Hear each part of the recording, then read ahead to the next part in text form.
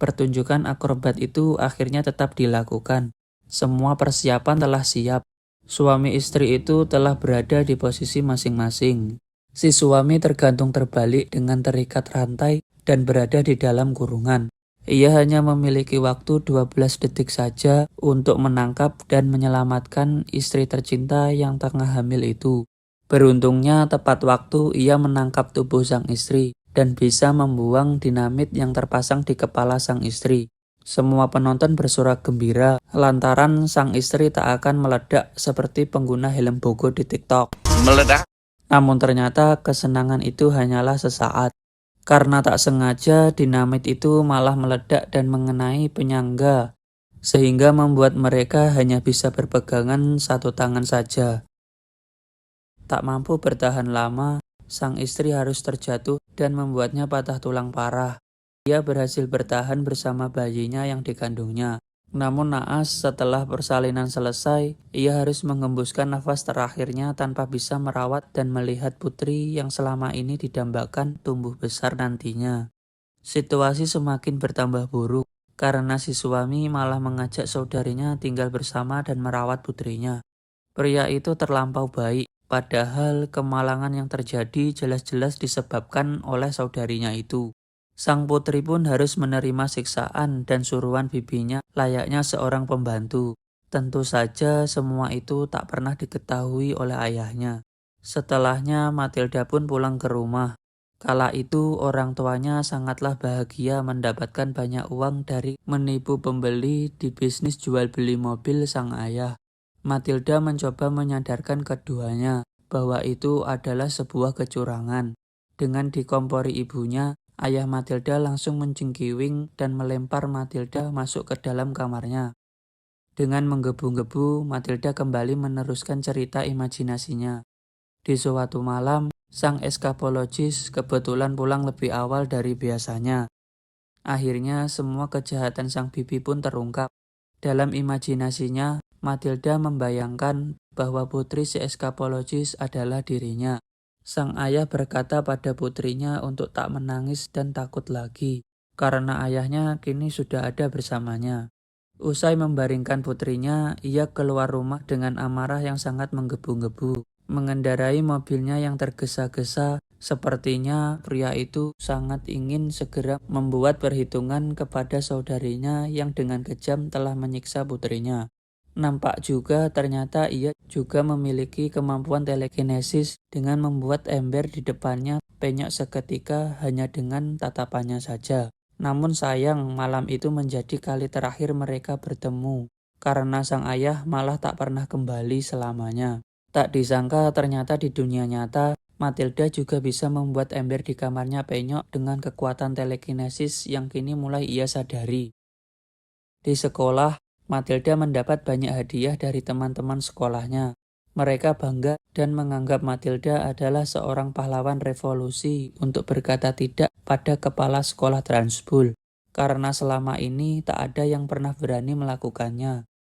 Tak disangka perbincangan mereka terdengar kepala sekolah yang mengintai lewat CCTV sekolah. Kepala sekolah masuk ke kelas mereka lalu mengambil alih kelas Miss Hani. Ia langsung meminta semua murid agar segera berganti seragam olahraga. Bukannya mendapat pelajaran penjas seperti bermain bola dan lain-lain, mereka malah digiring ke lapangan layaknya sedang mengikuti wajib militer. Merasa semuanya sudah sangat keterlaluan, Miss Hani mencoba menghentikan tindakan kepala sekolah yang tak berakhlak itu. Saat kepala sekolah meminum segelas air sambil mengocahi Miss Hani, ia mendapati kadal di dalam gelasnya yang ternyata sengaja dimasukkan lavender sebelumnya.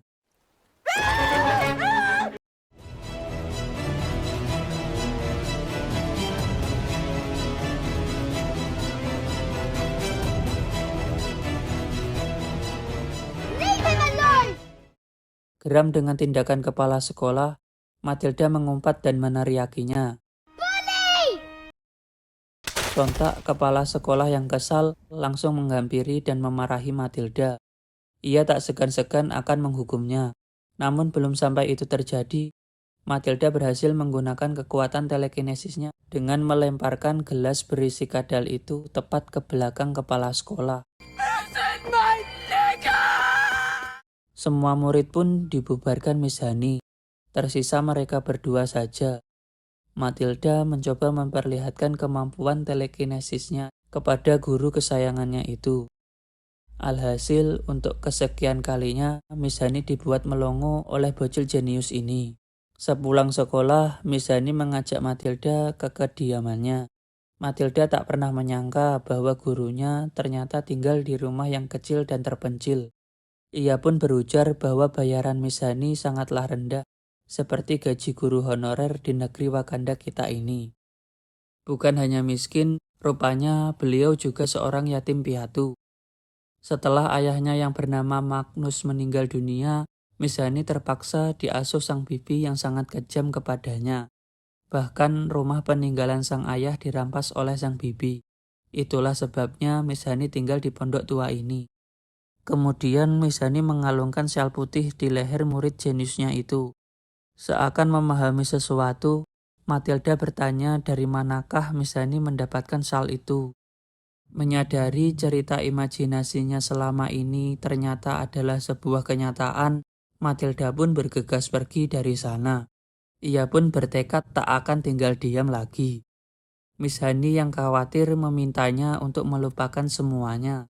Karena ia tahu kepala sekolah adalah orang yang sangat kejam dan juga berbahaya. Namun Matilda tetap tak gentar dan berkata bahwa dirinya juga sama berbahayanya bagi kepala sekolah laknat itu. Dengan kekuatannya yang semakin besar, Matilda menghancurkan tempat penyiksaan alias si Coki yang sangat dibanggakan si kepala sekolah Transbul selama ini.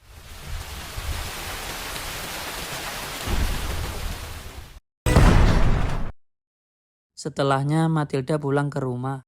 Lalu ia mendapati kedua orang tuanya sedang panik dan berkemas karena besok mereka semuanya harus pindah ke Spanyol. Semua itu dikarenakan sang ayah harus kabur setelah menjual mobil butut kepada seorang mafia yang telah ia kadali. Ayahnya tak bisa mengembalikan uang tersebut karena ibunya telah memakai uang itu untuk berbelanja dan berfoya-foya. Keesokan harinya Matilda berangkat ke sekolah. Di perjalanan menuju sekolah, nampak bahwa Matilda kini sudah dengan sangat baik mengendalikan kekuatan telekinesisnya. Hingga sesampainya di sekolah, semua orang dibuat terkejut sekaligus sedih mengetahui taman bermain sekolah telah dihancurkan oleh kepala sekolah yang kesal karena tempat penyiksaannya alias Coki telah dihancurkan oleh seseorang yang tak lain. Itu semua adalah perbuatan Matilda kemarin.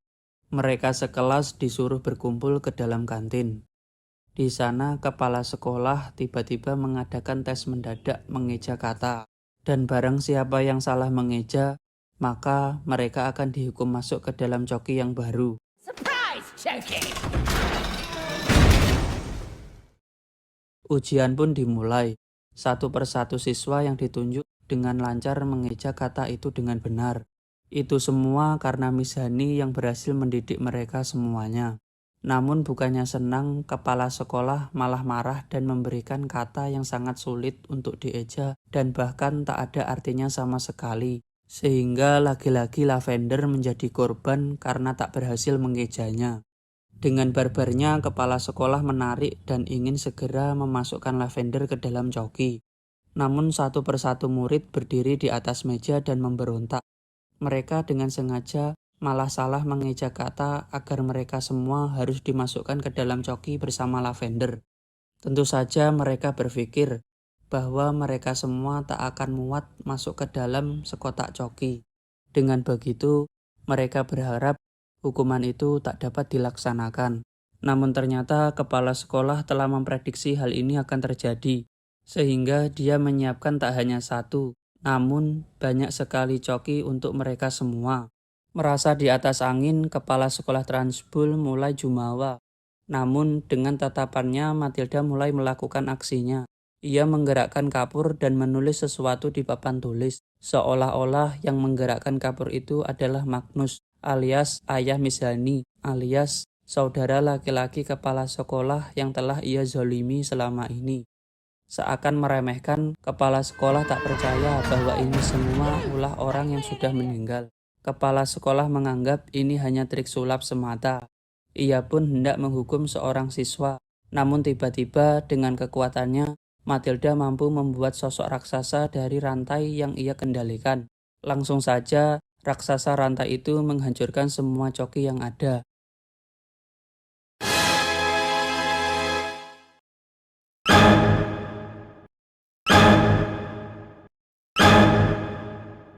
Setelah semua coki hancur, Matilda mengembalikan rantai itu seperti semula. Kepala sekolah pun senang mengira semuanya telah berakhir, dan ia pun masih saja tak gentar. Namun tiba-tiba Matilda membuatnya terkejut. Dibuatnya rambut kepala sekolah terkuncir dua, hal yang paling tak ia sukai.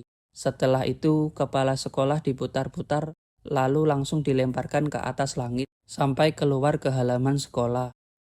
Miss Hani pun akhirnya bisa mengambil kunci sekolah dari bibinya itu, sehingga sekarang ia kembali mendapatkan haknya, yakni rumah dan juga sekolah itu. Sedangkan kepala sekolah harus lari terbirit-birit diiringi sorak-sorak teman-teman sekelas Matilda. Akhirnya semua murid di sekolah itu pun merayakan kebebasan dari perundungan dan kekejaman kepala sekolah dengan menari dan bernyanyi bersama. Belum lama merayakan kemenangan, mereka harus mendapati kenyataan bahwa ayah Matilda pun datang untuk membawanya pindah ke Spanyol. Dengan berat hati, Matilda harus ikut pergi bersama kedua orang tuanya. Kepada Miss Hani, Matilda hanya bisa mengucapkan terima kasih. Saat Matilda hendak masuk ke dalam mobil, rupanya mobil mereka sudah penuh dengan barang bawaan. Dan dengan entengnya, Ibu Zolim Matilda pun memintanya untuk duduk di belakang bersama barang-barang bawaan mereka. Miss Hani menghampiri mereka dan menawarkan diri untuk merawat Matilda di sini. Bahkan Miss Hani bersedia untuk membayar. Dan di momen inilah untuk pertama kalinya sang ayah memanggil Matilda dengan sebutan anak perempuan.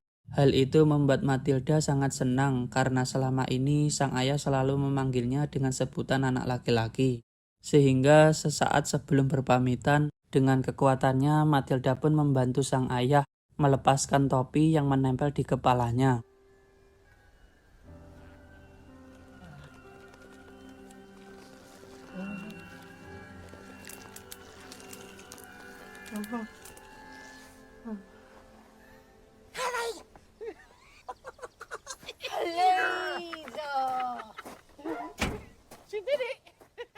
Dengan bahagia, akhirnya Matilda dapat menamatkan ceritanya kepada Mrs. Pell.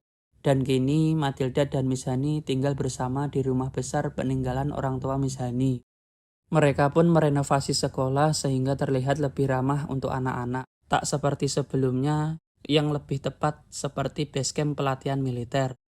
Film pun diakhiri dengan Matilda dan Miss Hani yang saling menggenggam tangan, tanda bahwa mereka akan saling menyayangi.